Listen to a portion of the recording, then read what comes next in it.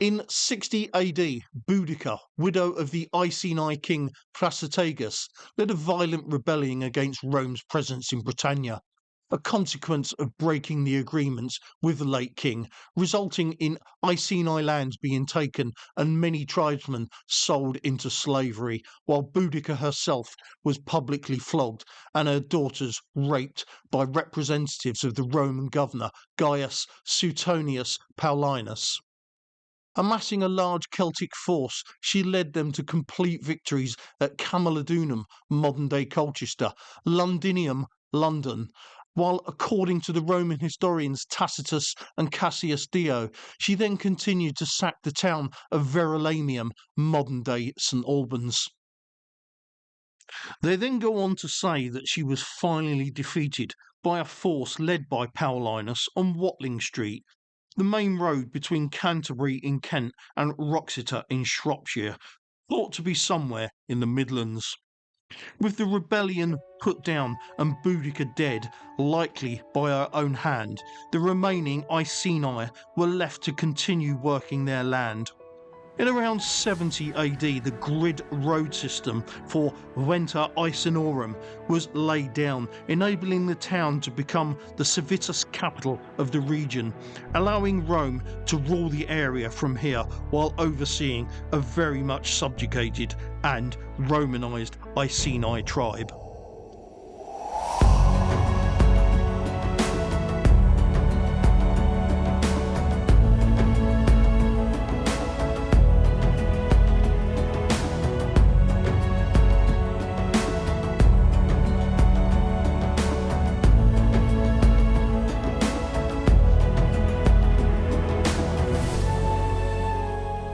So, where better to start than on the southern wall and the area of the southern gate.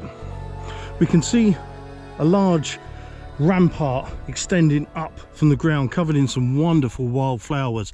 There's not much masonry to see. We can see a bit at the top there, but it does give a brilliant impression as to the height of the earthen ramparts, and then you'd have the stone wall sat on top of it, obviously a lot higher than it is today. I'm standing in the ditch or the fosse at the moment. You can still see it, in fact, if you look over there. So we got our ramparts running up to the top of the hill by those trees there, and you can see obviously a lot shallower than it was when the city was in use, but you can see the bank slopes up on this side here, and that is the ditch. I'm standing right in the middle of it. I'll head towards the ramparts themselves now, and here right in front is the site of the former south gate. Nothing appears to be visible above ground today, not even an obvious dip, but it is marked by a modern kissing gate. So climbing to the top of the rampart and looking into the town, and it would appear to be the highest part on the perimeter at least, and it gives a good vista of the entire interior. I'll compare it to Silchester, which was much bigger, probably twice the size actually, but it's estimated approximately 2,000 people lived here at its height. So we're coming to the, or just coming up to the southwest corner, but over here on my left, so heading south, we've got sheep grazing in a field today. We've got our ditch there. I'm standing on top of the wall at the moment, but across the other side of our ditch is the site, and there's no evidence today, obviously because of the grass, etc. There's evidence there, or was, of some cemeteries where lots of bodies were found, and then a bit further over there, so towards the far edge of the field, is where the amphitheatre is situated. Although never excavated, the amphitheatre area has not actually been confirmed. However, aerial photography and modern geophysical surveys show a 40 by 33 metre oval shape beneath the ground, which is typical of Roman amphitheatre design. We'll turn to an overhead view to get an idea of the town's layout, starting with the settlement's original perimeter, established around 70 AD, possibly built on top of a previous Roman fort and a former Iceni Iron Age town before that.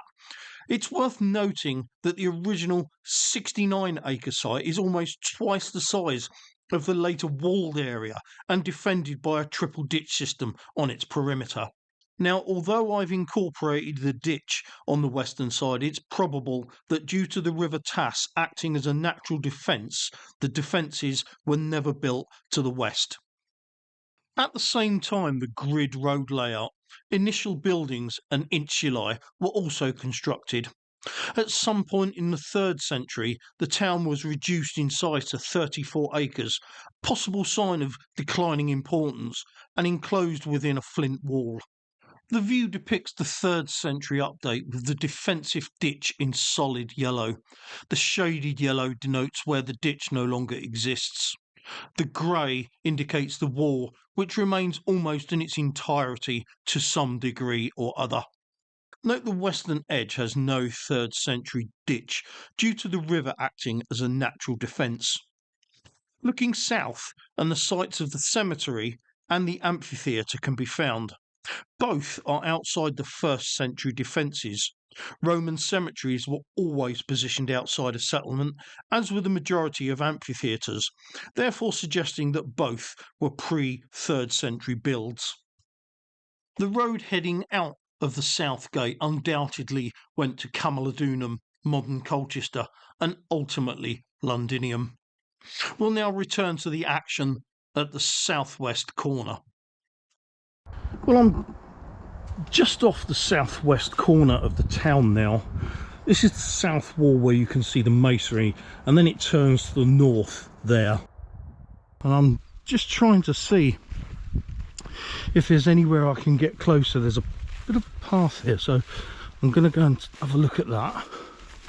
And it looks like it's going up to the wall, so we can get a bit nearer, and you can see the wall there. Once again, as with the bit that we saw a bit further towards the east, this is the wall bracketing the bank itself, so it's defending, what do you call it? It would be like a curtain wall, really. The wall that was built on top seems to have gone, it's been robbed away, so this has been exposed probably by erosion over the years. And if we can get, there's a path here which goes up the rampart, which is rather interesting.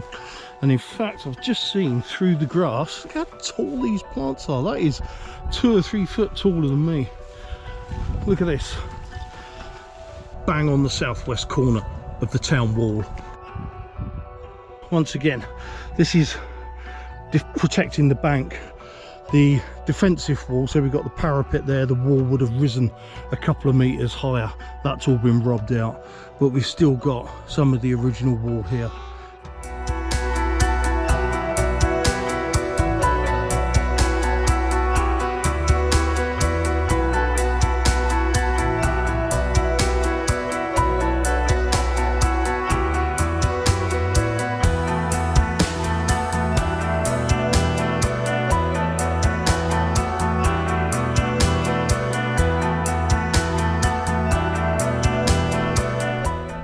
This is the site of the west gate looking into town.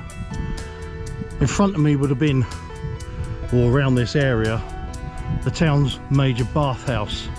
And obviously the reason for that is because if we head west, we've got the River Tass just down there. Now you can see this is the site of one of the gates because the bank drops. Once again, there's no sign of any masonry. It's all down there under the ground, but you can still see the wall, which is in that long grass there, suddenly disappears. It starts again there. And this is the road to Durabreve, modern Water Orton, not to be confused with Rochester in Kent, also known as Durabreve.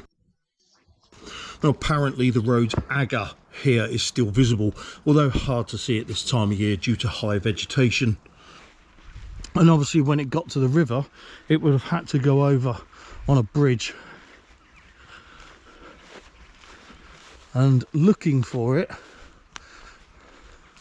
And then we got a bit of a mound there where those stinging nettles are. We are dropping quite a lot though, so it's possible. And as we close on the river itself, this is obviously where a bridge would have been. It's probably another one of those things that is visible much easier in winter when we've got less vegetation.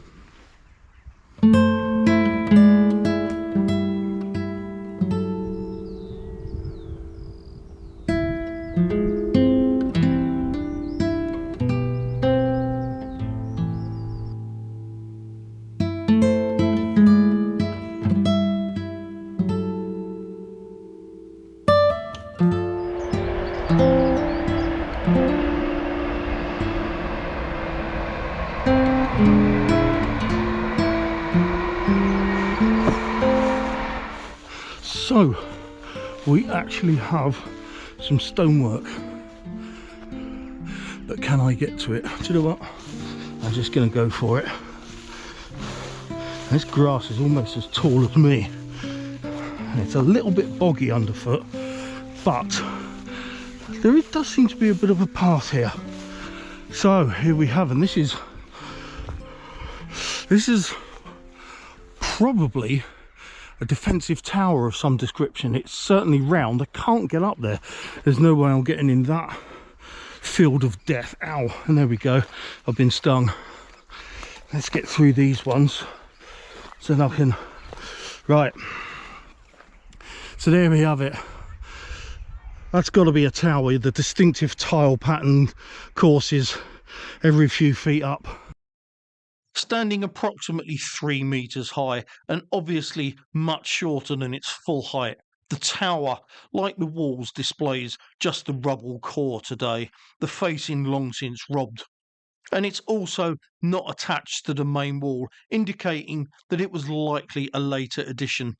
Evidence of another tower on the west side exists further north, but with none on any of the other walls.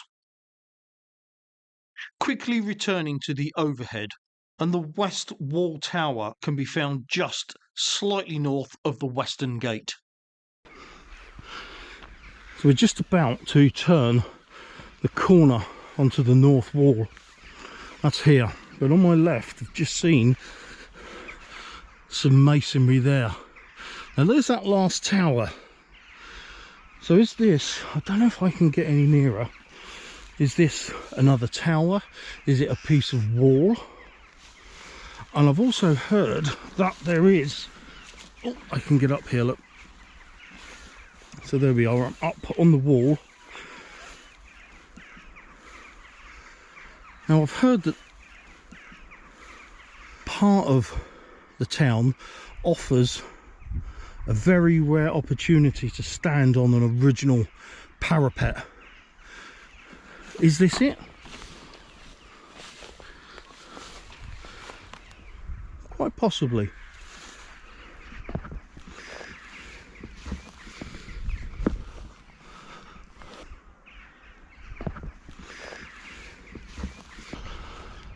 So, on the interior of the north wall now, up on the parapet we can go.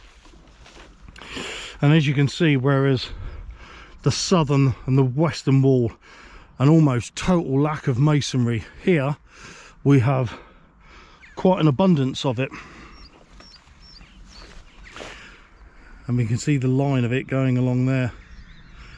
What's interesting, and one thing I haven't made a comparison to yet, is the fact that this wall is also built out of flint, as is Civitas Silchester. And that's because, as with Silchester, Venta Icenorum is built upon the same vein of chalk bedrock, which stretches to the East Yorkshire coast to the north and down to Dorset and Hampshire in the south. And wherever you find chalk, you'll find flint. So we're now coming up to the site of the north gate, and if I can get through this kissing gate, As with the other three, unfortunately, there's absolutely no evidence whatsoever other than probably absence of the wall. Would have gone into the town that way, still marked, in fact, strangely enough, by a wooden gate, but you can see, I think it's what sheep have used to go into the town today, into the field today, and then our road would have dropped down here and headed off to the north. So I'm on the eastern side of the northern wall, on the exterior now. The northern gate is just behind that tree, and standing here you get some sort of a scale of the height of the wall. I'm here in the bottom of the ditch. You can just see it sloping down here. God knows what all that over my arms is. Anyway, look at this impressive piece of wall that we've got up here. It's got like an overhang. Was something embedded in that, or is that like I don't know, it seems to go, you got a chunk there and a chunk there, all with like an overhang.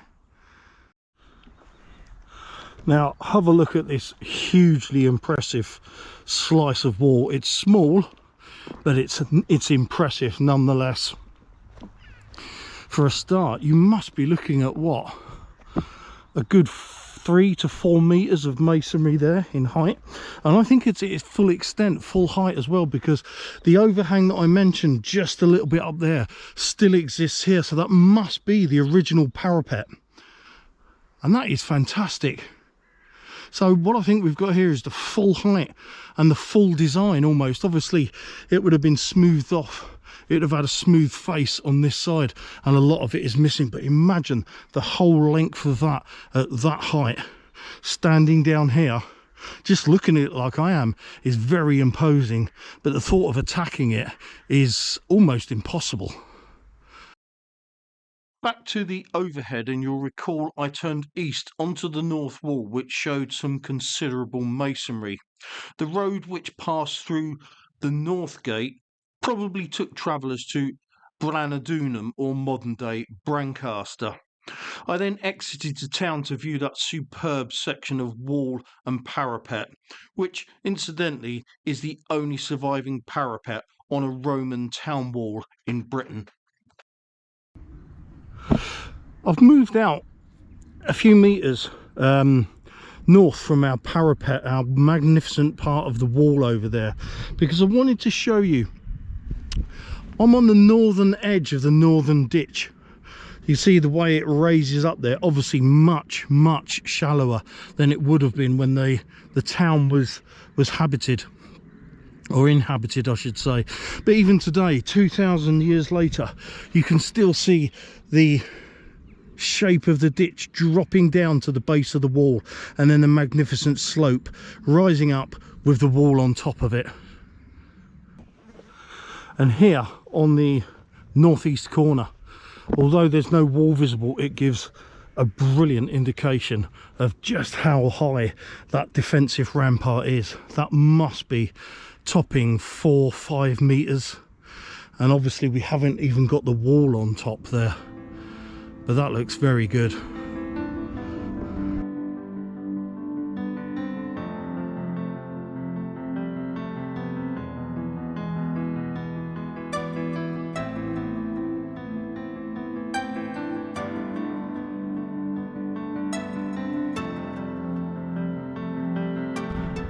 So rounding the corner from the north wall to the east wall, we've completely lost our masonry. Last traces of it are behind that tree, and we're on top of that impressive bank that I saw with a bed of nettles down there. So while we've lost the wall, what we have gained is probably, in fact definitely, the best example of the interior embankment, the rampart. You can see it's vegetation free, rising up there. The only question I have to ask is the wall buried underneath the rampart, or is it just completely missing? Probably been robbed out, I would imagine. In fact, looking at it, I'd say it's definitely been robbed out, but it gives a pretty accurate height to the original bank. And then once we get clear of this tree, so we're now on to the eastern wall. So let's get clear of this tree and then we can see. I thought back there on the north wall was a good example of the ditch, but here we have a magnificent example. The ditch is almost fully intact. Look at that. We've got our rampart running down, and bear in mind we'd have had a 4-meter wall on top of here, the rampart running down, which would have probably been steeper back in the day. Then we've got our ditch much shallower than it would have been, so you had another couple of meters to that, and then the rampart going up. So the defensive ditch, although smaller, still fully intact. Absolutely magnificent example of a Roman fosse surrounding a town and its defensive ramparts. Absolutely brilliant. A final overhead look and the superb ditch along the eastern rampart can be seen here up to where the east gate once stood. The road which headed away from here likely went to Burgh Castle, or Garryanum as the Romans knew it, a former garrison fort west of Great Yarmouth, and also the settlement at Caistor on Sea just to the north of Great Yarmouth. Now, another similarity which Caistor shares with its Hampshire counterpart in Silchester is that Caistor also has a church built inside the Roman walls, whereas if you've seen my Caliber Attribatum series, you'll see that St Mary's sits on the east side. We're just inside the wall at Silchester, whereas here we have the church of Caistor St Edmunds, obviously the village named after the church. And coincidentally, this also sits on the east side. There we have the east wall within those stinging nettles. Now, another similarity, as is pretty obvious, is the fact that there are no prizes for guessing where the stone came from to build this church. And in fact, if you look over there at that porch, it looks very much like Roman tiling stone, which could well have also come from the town. And even in this porch here, this looks very much like Roman tiling as well. So if you walk around the west side, we have the tower, and absolutely completely constructed out of flint. I mean, it's a wonderful structure, it really is, and it's recycling at its very best.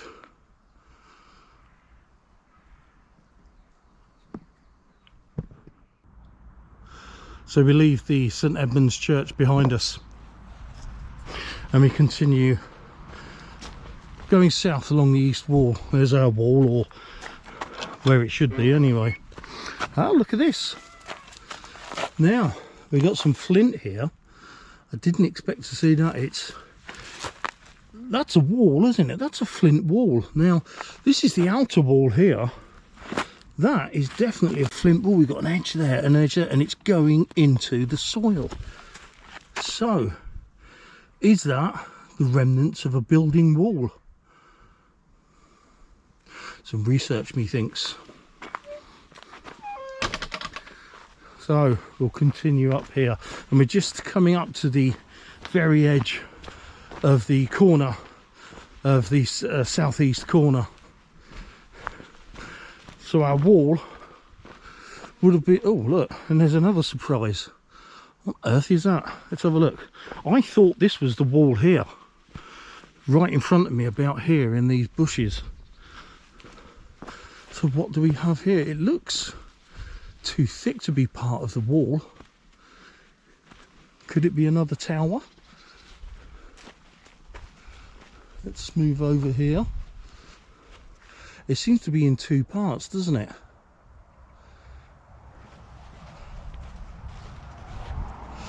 Is it a collapsed section of the wall where it's come over? I think that might be what it is. might have come down the bank. I think that is probably the likely candidate. Nevertheless, gives a good insight, doesn't it? So let's go back up onto the parapet area. And now we'll swing left here and onto the last part of the southern wall and to the southern gate, which is just down there where we began. Venta, Icenorum, Roman town, opened to the public by Sir John Johnson, chairman of the Countryside Commission on the 10th of June 1993. So we'll walk the remainder of the south wall. Remember, we joined it just up there by the south gate. Now, on top of the rampart here, you can see the ditch down there, but there's no stonework. And I'm quite surprised, as I visited here probably 25 years ago now, and I seem to remember it as a mini version of Silchester Kaliwa Atrebatum, which in many aspects it is, but I also seem to remember a full circuit of masonry of wall, and that's clearly not the case. What we do have is a full circuit of impressive ramparts. There's no doubting that, and maybe I've fallen into the trap of being romanticised about looking at ruins and seeing solid evidence, as in human buildings of tangible walls.